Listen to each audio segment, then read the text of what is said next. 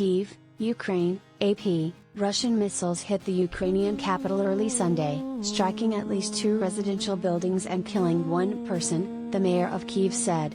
The attack came as Western leaders meeting in Europe this week prepared to reaffirm their support for Ukraine and condemnation of Russia.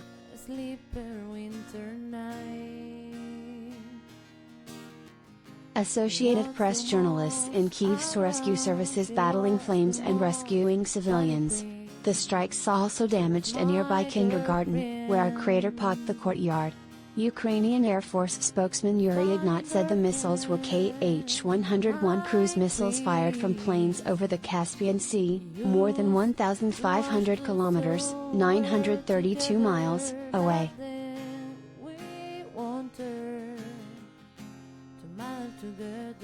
After conflicting early casualty reports, Mayor Vitaly Klitschko said 1 person was killed and 6 injured, including a 7-year-old girl and her mother, whose condition he described as moderately severe.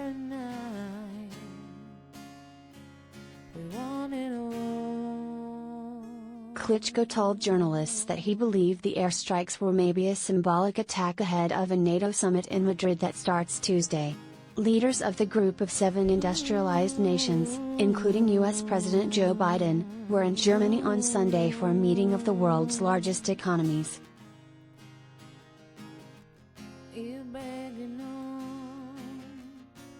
The leaders were set to announce new bans on imports of Russian gold, the latest in a series of sanctions they hope will further isolate Russia economically. Biden, while standing with German Chancellor Olaf Scholz, the 3-day meeting's host, was asked for his reaction to the latest missile strikes on Kyiv.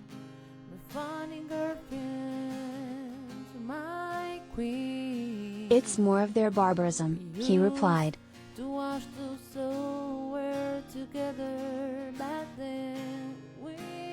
The early morning Russian airstrikes were the first to successfully target the capital since June 5. 2 more explosions were later heard in Kyiv, but their cause was not immediately clear.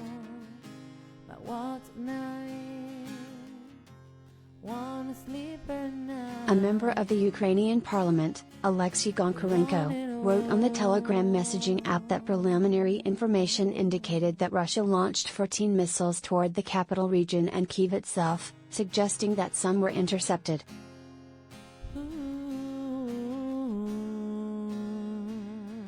In the city of Cherkasy, about 160 kilometers, 100 miles, southeast of Kyiv, 1 person was killed and 5 injured in strikes by 2 Russian rockets, Regional Governor Ihor Tabareits said.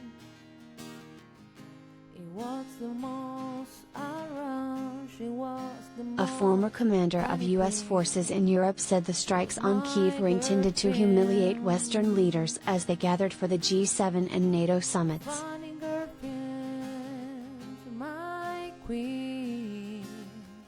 Russia is saying, "We can do this all day long.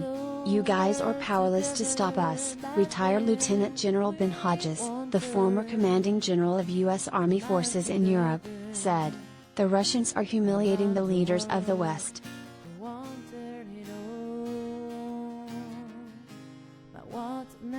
In a phone interview, Hodges said Russia doesn't have bottomless stocks of precision missiles and that if they are using them, it's going to be for a special purpose.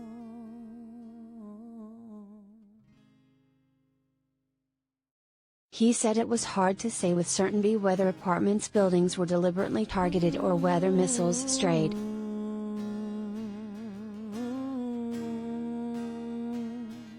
Meanwhile, Russian troops fought to consolidate their gains in the country's east by battling to swallow up the last remaining Ukrainian stronghold in Luhansk province.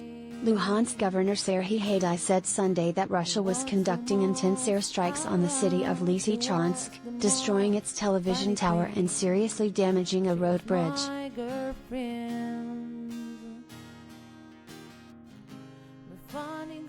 There's very much destruction. Lysychansk is almost unrecognizable, he wrote on Facebook.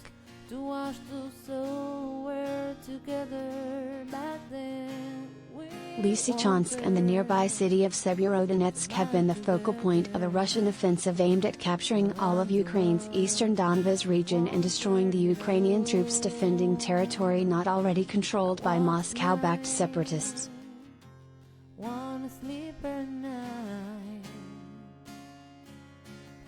Haidai confirmed Saturday that Severodonetsk, including a chemical plant where hundreds of Ukrainian troops and civilians were holed up, had fallen to Russian and separatist fighters.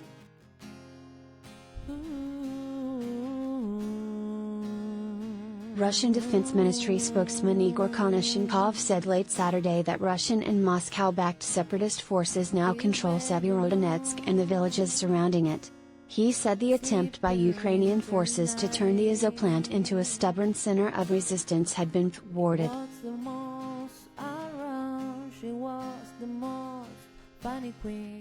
Capturing Lysychansk would give Russian forces control of every major settlement in the province, a significant step toward Russia's aim of capturing the entire Donbas. The Russians and separatists control about half of Donetsk, the second province in the Donbas.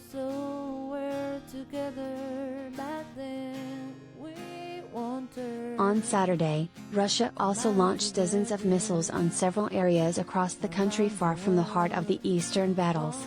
Some of the missiles were fired from Russian long-range Tu-22 bombers deployed from Belarus for the first time, Ukraine's Air Command said.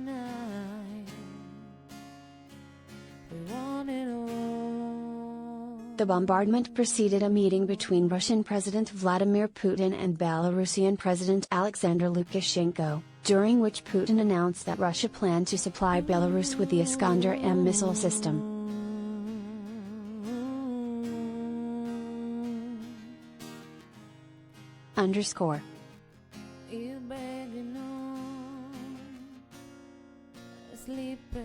Follow AP's coverage of the Russia-Ukraine war at https://appnews.com/hub/Russia-Ukraine. She was my girlfriend.